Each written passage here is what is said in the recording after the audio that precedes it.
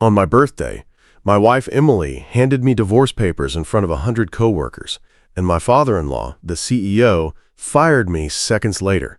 What they didn't know, I had a power in the company they just stole from me, and I was about to make them regret ever thinking I'd go down quietly. There are birthdays you never forget, the kind seared into your memory, not for the candles or the cake, but for the carnage. Mine started with champagne and ended with divorce papers. They threw the party at our corporate HQ. Floor-to-ceiling glass, skyline views, soft jazz humming from the speakers. My name, Jack Lawson, etched in gold on a cake that probably cost more than my first car. The conference room had been transformed. String lights, velvet chairs, waitstaff with silver trays. Everything Richard Tolan, my father-in-law and CEO, could conjure for appearances, and front and center was her, Emily, my wife. Or, as I'd find out in exactly 23 minutes, ex-wife. I should have seen it coming. The way Emily's eyes kept flicking toward Greg Stanford, her ex-boyfriend and freshly rehired golden boy. The way Richard clapped Greg on the back like they were old war buddies. But I told myself to smile, to drink, to be the gracious man of the hour. That's what strategists do, right? Keep the optics clean. "Let's raise a glass," Richard boomed, the room falling silent under his voice. "To a man who's been more than just an asset. He's been family." He nodded at me with that tight, condescending smile that always felt like a poker tell. "Jack, happy birthday, son." I lifted my glass, murmured thanks, trying to ignore Emily's hand twitching at her side. Then she stepped forward. Her heels clicked across the marble floor like punctuation marks on a sentence I hadn't read yet. "I have a gift too," she said, voice sugary sweet, but her eyes cold. She pulled a manila envelope from her clutch, thin and cruel. "Happy birthday, Jack! It's over!" My stomach dropped. She didn't even flinch, just handed it to me like it was a birthday card. I opened it with numb fingers. Divorce papers, signed, dated, efficient. The room gasped. People froze mid-toast. I looked up, and Richard was already stepping in. "And on a related note," he said with a damn grin, "we've made a leadership change. Greg Stanford will be stepping into Jack's role starting Monday." Cheers. Scattered, confused, forced. I couldn't speak, couldn't even feel. Emily tilted her head, voice velveted with malice. "You've always been forgettable, Jack. This was overdue." She clinked her glass against mine. I didn't move. That was the moment. The moment I realized something deep, primal and final had shifted inside me. Not heartbreak, not rage, something colder. A plan, beginning to form behind the silence. I turned away. Didn't say a word. Didn't give them the satisfaction. But I smiled. Let them celebrate. They had no idea they'd just fired the owner of the company. I didn't go back to the party. Didn't even say goodbye. I walked straight to my office on the 32nd floor, where the lights were already dimmed like I'd been erased from the company in real time. The birthday balloons taped to my door looked stupid now. I ripped them down in one sweep. Inside, my assistant's desk was already cleared. And on mine? A cardboard box, half-packed, like they expected I'd slink out quietly. But I wasn't leaving. Not really. As I gathered my things, I heard it, Greg's voice echoing down the hall. "You should have seen his face. Man looked like someone ran over his dog." I froze. He was laughing with another exec. Loud, confident, arrogant. I mean, Emily could have waited a day, right? At least let the guy enjoy his cake. They chuckled like schoolyard bullies. I didn't say a word, just kept my head down and listened. Then came Valerie. She appeared like a ghost in the hallway, arms crossed, expression unreadable.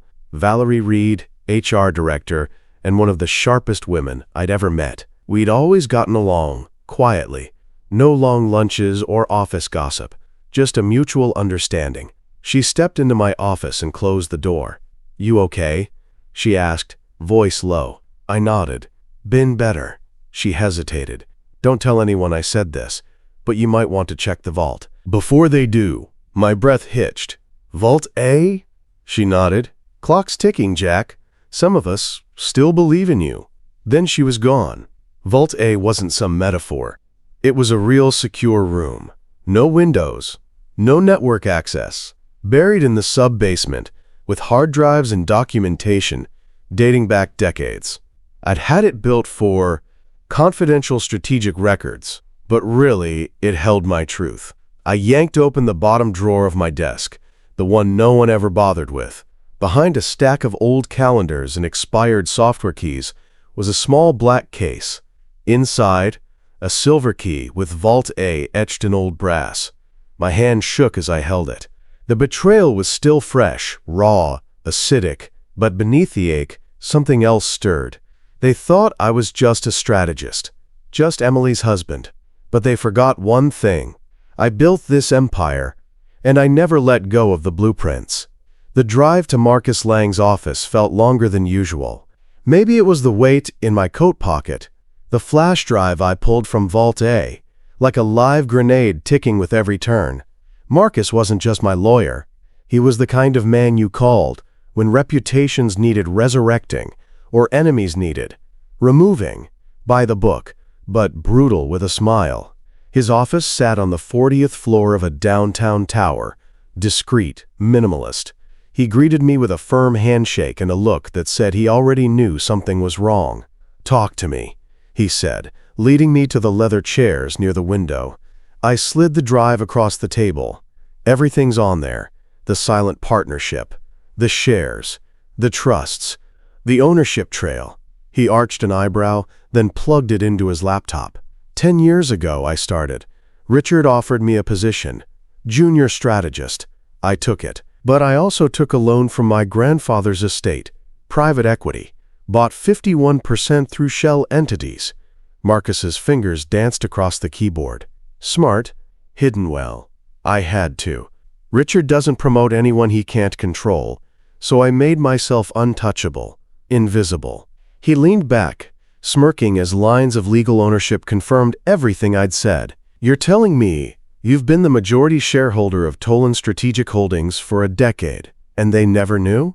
They thought I was just a salaried strategist married to the boss's daughter. I let them believe that." He gave a low whistle. "Well, they just fired their owner." The silence settled heavy between us, broken only by the soft click of his mouse. "They declared war," he said finally, "on their own king." I nodded slowly. "Can we move now?" "Oh, we'll move," Marcus said, that edge creeping into his voice. "We'll bleed them legally, publicly. And when the board finds out they fired the guy paying their dividends," he shut the laptop with a satisfying snap, "it'll be biblical." That was the moment it became real. I wasn't taking revenge on a wife who betrayed me. I was taking back an empire. And I was doing it by the book. Page by page, clause by clause. The penthouse hadn't changed. Still cold, glassy, sterile. A designer's fantasy with zero warmth. Just like Emily. She answered the door barefoot, silk robe cinched carelessly at her waist, glass of red wine in hand. Her smirk bloomed the second she saw me. "Well, look who survived his own execution." I stepped inside without asking. My keys clinked as I tossed them onto the marble countertop. "Don't flatter yourself," I said. "I'm just here to return these, and to give you one last chance to tell the truth before the fallout." She chuckled, slow and theatrical. "Jack, stop pretending this is some movie. You got blindsided. It happens. Be a man and move on." She walked to the fireplace, her robe fluttering behind her like she was on stage. "I mean, let's be honest," she continued, swirling her wine. "You were boring. You never fought, never stood up for yourself. Greg? He's—" I cut her off. "You'll regret what you've done." The words were simple, clean, but they stopped her mid-sip. Her smile faltered. "Excuse me?" I stepped closer, keeping my voice even. "You and Richard fired the wrong man. You burned the wrong bridge. And you've underestimated the wrong husband." She laughed, but it sounded forced. "You're bluffing." "You sure?" I asked, tapping the side of my wristwatch. A faint beep confirmed the recording had started. I turned to leave, let her stew in that moment, that flicker of uncertainty. But as I reached the door, she called after me. "You always were dramatic." I paused just long enough to glance back. "And you," I said, "always mistook silence for weakness." The door clicked shut behind me. I walked into the night air with her voice still ringing in my ears. But I didn't feel rage. Not anymore. What I felt was control. The office was dark, except for the soft glow of Valerie's monitor. It was nearly midnight, but she didn't look surprised to see me. She just slid a folder across the desk, labeled in bold, "Internal transfers, flagged anomalies. They've been laundering money through fake vendor payments," she said flatly. "Shell companies tied to Greg's cousin. And Richard approved them all." I nodded slowly. "And these started around the same time Emily and I began splitting finances." Valerie looked up. "It's coordinated. They didn't just want you out. They wanted you broke." I scanned the spreadsheet. Account numbers, dates, dollar signs, and a pattern so obvious it might as well have been printed in red ink. "This," I murmured, "is exactly what we need." Back in my condo, one they didn't know about, I opened my laptop and started laying it out. I'd spent years helping companies out of crises, cleaning up scandals, managing reputations. Now I was reverse engineering it. Step 1. Track every digital footprint Greg and Richard left. Emails, access logs, approval chains. Step 2. Build a timeline showing internal fraud, nepotism, and embezzlement. Step 3. Use their own gala against them. See, Richard had just announced a, quote, charity fundraiser next Friday. A black tie affair to flaunt the company's success and court new investors. A perfect venue to drop a little poison into their champagne. As I worked, a soft ding echoed from my inbox. "Valerie again. Subject, FYI. Greg's an idiot." Attachment, an audio clip. I hit play. Greg's voice, smug and stupid. "Emily said he'd never fight back. That Jack was just wallpaper. Dude doesn't even check his emails. We've already transferred the rest of it. By the time he finds out, it'll be ours." Then Emily's laugh, low and cruel. "Sweetheart, he was never in control. Not really, he's just the face. And we wiped it clean." They were so confident, so sure. I didn't just feel rage. I felt validation. But then came the real dagger. Another file Valerie had included. A video clip. Emily, on Greg's lap at a rooftop bar, saying, "He was just a placeholder, a quiet little puppet. He never even knew the strings were in my hands." I paused the frame. My wife, my boardroom, my enemies. Laughing, on my dime. I leaned back and smiled. Laugh while you can. Because the gala was coming, and I was about to burn everything they'd built to the ground. Rain lashed against the windows of my condo like an omen, thunder muttering in the distance. But inside, the storm had already started. I sat surrounded by files, flash drives, and Valerie's latest drop. A sealed envelope stamped "Board Private, Eyes Only." It contained a full outline of Greg and Richard's embezzlement, plus evidence showing how Emily funneled funds to a personal luxury account under the guise of marketing spend. Marcus had already vetted it all. Legally sound, untraceable back to me. Now it was time to turn on the pressure. Valerie created a burner email and sent teasers to key board members. Subject line, "Urgent. Review before Friday's gala." Each email held just enough to seed suspicion. Out-of-sequence invoices, misallocated bonuses, irregular partner approvals. Enough to get the gears turning. Then I opened my editing software. The rooftop bar video? Cropped. The audio of Greg bragging about controlling me? Spliced perfectly with clips of his fake vendor calls. The end result? A tight 3-minute montage of smug betrayal, laughable arrogance, and criminal stupidity, all cut to a classical piano piece I found ironically fitting, Beethoven's Moonlight Sonata. I saved it to 3 encrypted drives, one for Valerie, one for Marcus, one for me. At 2 a.m., I loaded the footage onto a secure cloud and scheduled the release for Friday night at 9:17 p.m., the exact moment Richard was supposed to take the stage at the gala. Marcus was already drafting the legal filings, breach of fiduciary duty, corporate fraud, internal ethics violations. He'd even flagged tax inconsistencies that might interest federal regulators. I was covering every flank. This wasn't a revenge fantasy. This was a corporate execution. Just before dawn, my phone buzzed. "Valerie, Text: they're losing it. Greg just called an emergency board meeting.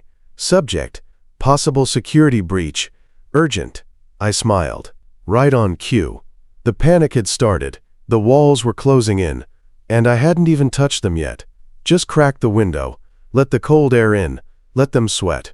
Friday was coming fast, and no one suspected the man they tossed aside would be the one pulling every string from the shadows. The emergency board meeting was held in the same glass-walled conference room where they humiliated me on my birthday. I made sure to arrive last, let them stew in their paranoia a little longer. As I stepped in, the tension was palpable. Greg was pacing, red-faced and sweating through his collar. Richard stood stiff at the head of the table. Emily was absent. No surprise. This was a boys' club crisis after all. "Jack," Richard said, trying to sound calm. "Didn't expect to see you here." I smiled and pulled out a chair. "Thought I'd check in. You know, as majority shareholder." Dead silence. Greg actually choked on his water. I placed my briefcase on the table and opened it slowly, theatrically, then pulled out a folder marked Ownership and Governance Rights, Lawson Trust. "Let's skip the small talk," I said. "I believe you've received some anonymous concerns regarding financial discrepancies?" I turned to the board members. "That information is real. And this," I held up a thumb drive, "is the full picture." Greg lunged for it. I pulled it back with one hand and slid it into the projector instead. The lights dimmed.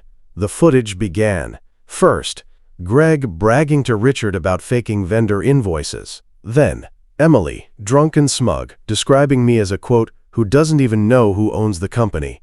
Then, Greg again, toasting to finally getting Jack out of the picture. Laughter, dates, names.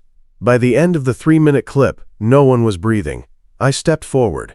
"The Lawson Trust has held 51% ownership in this firm since 2013.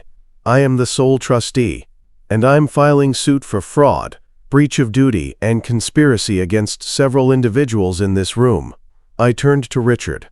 "You hired my replacement using my dividends. You authorized theft using my infrastructure." Richard looked pale. "You're bluffing." Marcus stepped into the room, crisp and calm. "He's not." He handed folders to each board member, legal papers with golden seals and looming implications. Greg's voice cracked. "This is insane. You can't. You replaced your employer," I said, "and you embezzled funds from a company you didn't realize was never yours to touch." A long pause. Then, one board member, Ms. Claire Donovan, leaned forward. "Mr. Lawson, what action do you propose we take?" I looked around the table. The men who had once clapped for my humiliation now squirmed like children caught cheating on a test. Immediate removal of Richard Tolan and Greg Stanford from the board, full audit, and a shareholder vote to confirm my interim control until further notice. Another beat. Then Claire nodded. "All in favor?" Hands went up, one by one. Greg looked like he might throw up. Richard tried to protest, but Claire shut him down. "You've had your turn, and you burned it all." I picked up my thumb drive, turned to leave, then paused in the doorway. "Oh, and one more thing," I said without looking back. "The gala? Cancel it, or don't. Just know, I've already sent the video to our top 5 investors. I thought they deserved a heads up." The news spread like gasoline on a bonfire. Within hours of the boardroom bloodletting, the financial press had caught wind. Tolan's CEO removed in surprise shakeup. Whistleblower evidence exposes embezzlement. I didn't speak to the media. Didn't need to. The story told itself. By sunset, Richard's office was being cleared, his nameplate quietly unscrewed, Greg's credentials revoked. The IT team purged his access and pulled his hard drive for forensic review. And as for Emily? Well, divorce proceedings escalated fast.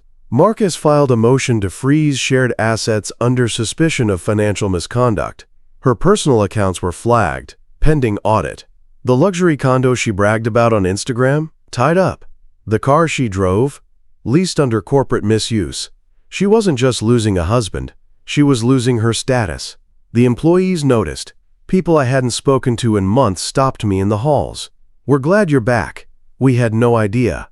Valerie, ever the sentinel, kept feeding me names. Who was loyal? Who wasn't? who tried to curry favor with Richard when I disappeared. By Friday morning, the staff voted unanimously for revised contracts, better terms, transparent pay structures, real equity options. For the first time in years, the office felt alive. But peace doesn't last in war. That night, just after I'd poured a bourbon and sat on my terrace, there came a knock. Soft, hesitant, unmistakable. I opened the door, and there she stood. Emily, mascara smudged, hair tied up like she didn't care anymore. No heels, no designer bag, just a trembling woman staring at a man she didn't recognize anymore. "Jack, please. I need to talk." I didn't say anything, just stepped aside. She walked in slowly, scanning the condo like it was a stranger's home. "I made mistakes," she whispered. I didn't respond. "I didn't know who you really were. I thought you were safe, predictable. I didn't expect you to fight back like this." Her voice cracked, and for a moment, I almost believed she meant it. "I lost everything, Jack." I finally spoke. "No, you threw it away." She sat on the couch. "We can fix this. You still love me, I know you do." I poured another drink. "This isn't a redemption story, Emily. You don't get a second chance." Her breath caught. "I didn't mean to hurt you." "Yes, you did," I said calmly. "Over and over." She sobbed once, quiet, strangled. Then she reached into her purse and pulled out a letter, Judge Harris's pre-trial memo for the divorce hearing. Her lawyers were trying to stall. Desperate. I took it, scanned it briefly, then set it aside. "You should leave." She stared at me, eyes wide. "Jack, please." "No," I said, standing. "You walked me off a cliff, but I learned how to land." And then I opened the door. She didn't move right away, but when she did, I saw it in her face. The moment she realized she'd lost for good. The courthouse smelled like old wood and newer lies. Polished floors, echoing footsteps, and a silence that held more weight than shouting ever could. I sat beside Marcus, our evidence binder thick and precise. Across the aisle, Emily was flanked by a legal team that looked as nervous as she did. She wouldn't meet my eyes. Judge Harris entered, gray suit, wire-rimmed glasses, and a reputation for hating theatrics, the kind of man who saw through crocodile tears and manipulation like X-ray film. The trial began. Emily's lawyers tried to stall, call for postponement, claim emotional distress, and incomplete discovery. Marcus countered with timestamps, financial records, video proof, and a quiet line that silenced the room. "We're prepared to prove not only infidelity, Your Honor, but financial misconduct, asset manipulation, and perjury." Judge Harris leaned back. "Proceed." One by one we laid it bare. Emily forging expenses as marketing spend, transferring funds from joint accounts to offshore safes, the rooftop video, Greg's voice bragging about using me as a puppet, screen captures, IP logs, credit card receipts that lined up perfectly with her secret trips. Emily didn't speak, not once. But when the judge asked, "Mrs. Lawson, did you knowingly file false declarations during asset disclosure?" her lawyer whispered frantically. Emily's voice trembled. I didn't realize." "Answer the question." "Yes," she whispered. The courtroom fell still. Judge Harris's gavel struck like thunder. "Then I find you in contempt and refer your conduct for review. As for the divorce decree, all contested assets awarded to Mr. Lawson. Custody is not applicable. Court is adjourned." She flinched at every word. Outside, the reporters were already gathering. Not for me, for her. Emily stumbled down the courthouse steps, one hand shielding her face. I walked right past her. She reached for me. "Jack!" But I didn't stop. Her voice cracked. "I lost everything."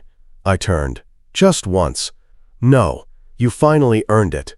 That night, Marcus called with a final update. "She's been sentenced to community service. And she's been fined for perjury." "What about Richard?" "Still under investigation, but the IRS is circling." I thanked him, poured a drink, and stepped out onto my balcony. For the first time in years, I felt light, untethered, not angry, not bitter, just done. The beach was quiet that morning, pale sun on the horizon, seagulls cutting through the breeze. I stood barefoot on the sand, watching the tide erase footsteps as fast as they formed. Valerie arrived a few minutes later. No blazer, no lanyard, just jeans and a soft smile. "You did it," she said. I nodded. "We did." She handed me a coffee, and we sat on the old driftwood bench where tourists rarely wandered. She didn't ask about Emily, about the firm. She didn't need to. Instead, she asked, "What now?" I looked out at the water. "I'm not going back to the boardroom. The company's stable. Let it run itself for a while. I've got other plans. Retirement? Redirection." I told her about the nonprofit, how I was using part of my settlement to launch a fund for whistleblowers, workers caught in corporate power plays like the one that almost buried me. Real people who'd been silenced. Valerie smiled wider. "That's poetic." I figured I'd stop fixing other people's reputations and start helping people protect their own. She bumped her shoulder into mine. "It suits you." As the sun climbed higher, I pulled out my phone and opened my voicemail.